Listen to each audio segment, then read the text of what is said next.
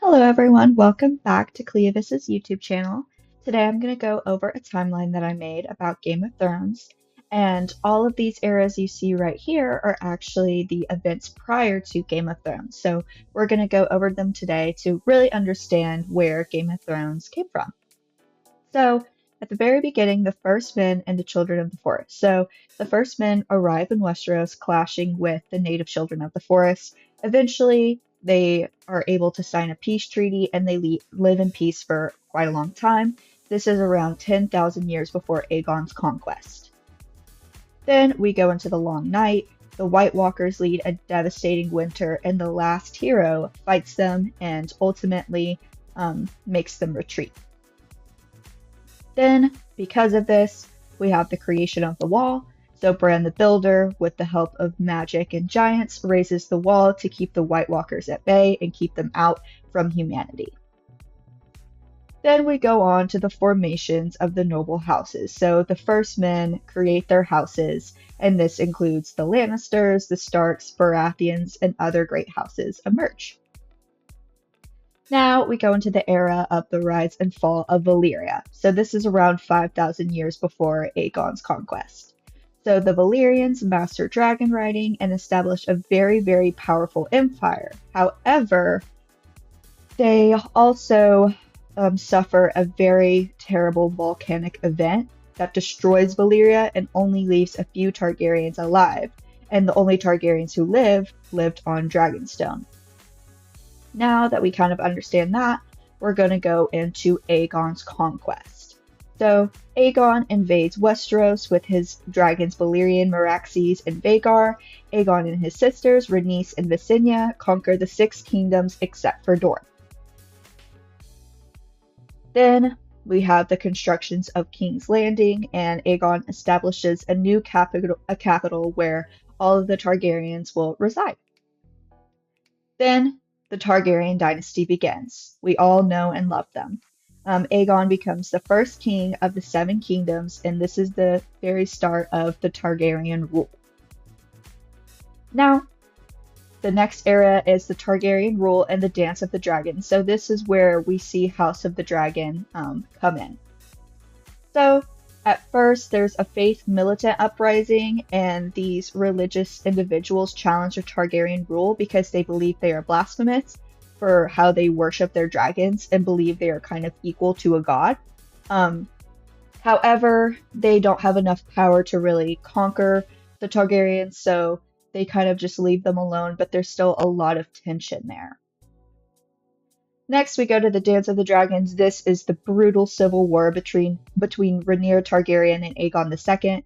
It really, really weakens the Targaryens, leading to a near extinction of the dragons. So this is where House of Dragons comes in. If you haven't watched it yet, it's an amazing prequel to Game of Thrones. Then, after all of that, we have the Blackfyre Rebellions, and this is a series of uprisings from a Targaryen bastard branch.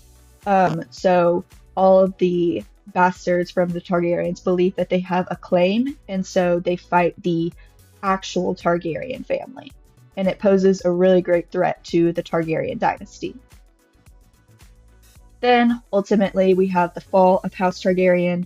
The Mad King, his paranoia and cruelty spark growing unrest. He is seen as this evil king because his paranoia consumes him. Then we are going into Robert's Rebellion.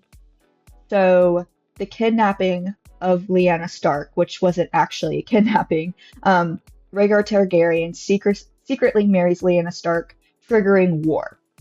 And this leads Robert Baratheon, who's in love with Lyanna Stark, really, really upset because he believes this rumor that Rhaegar has kidnapped her, and so he sparks war. And so during the Battle of the Trident, Robert Baratheon kills Rhaegar, securing his rebellion. Then we go into Jaime Lannister killing the Mad King to prevent mass destruction, because as all of the Game of Thrones fans know, he said burn them all, and Jaime Lannister didn't want that to happen, so he killed him. Then Robert Baratheon becomes king of Westeros, and the Targaryen dynasty completely ends and Robert takes the throne. However, there is a very hard struggle to unite the Seven Kingdoms under his rule because the Targaryens have been known to rule this entire time. So a lot of people are questioning his claim to the Iron Throne. Then we go into Game of Thrones. So there's a lot of stuff that's going on in Game of Thrones, but I just kind of talked about like the main points of each season. So in season 1, we have Jon Arryn's death by the Lannisters, and his murder leads into this political turmoil. Ned Stark then becomes Hand of the King after Jon Arryn's death and uncovers Joffrey's illegitimate lineage because he's actually a Lannister. And because of this, he is executed, and this sparks the War of the Five Kings. Then we go on to the War of the Five Kings in seasons 2 and 3. And so this includes Stannis, Renly, Robb, Joffrey, and Balon Greyjoy all fighting for power. This also incorporates the Red Wedding, where the Freys and the Bolton, they betray and massacre the Starks, including Catelyn Stark and Robb Stark. Then we have seasons 4 and 5. Daenerys is gathering a lot of strength. She builds an army of Unsullied and gains control of cities in Westeros. We also have the Purple Wedding, where Joffrey is secretly poisoned by Olenna Tyrell, and then Tommen becomes king. We also have the amazing trial with Tyrion and his escape, and he ultimately kills his father, Tywin Lannister. However, behind the scenes of all of this happening, this civil war, we also have the Night King rising, and the White Walkers become a growing threat. Then we have season 6 and 7. Season 6 is my personal favorite because we have Battle of the Bastards. So Jon Snow defeats Ramsay Bolton, and he reclaims his home, Winterfell. Then Daenerys arrives in Westeros, and she forms alliances like the Tyrells and prepares for war. However, again, after all of these things happening, the Night King actually destroys the wall completely, and the dead march south. So, season 8, the very end of this big and crazy journey, the Battle of Winterfell. Arya Stark kills the Night King. Daenerys burns King's Landing and kills thousands in her conquest. She kind of goes insane after the murder of her dragon and her best friend. Then Jon Snow kills Daenerys, ending her reign before she can conquer anymore because he thinks that she's driven by power and this is not the girl that he fell in love with. Then Bran Stark becomes king after kind of a vote between the most powerful people in Westeros, and they shift to a new governing system, and the North becomes its own state.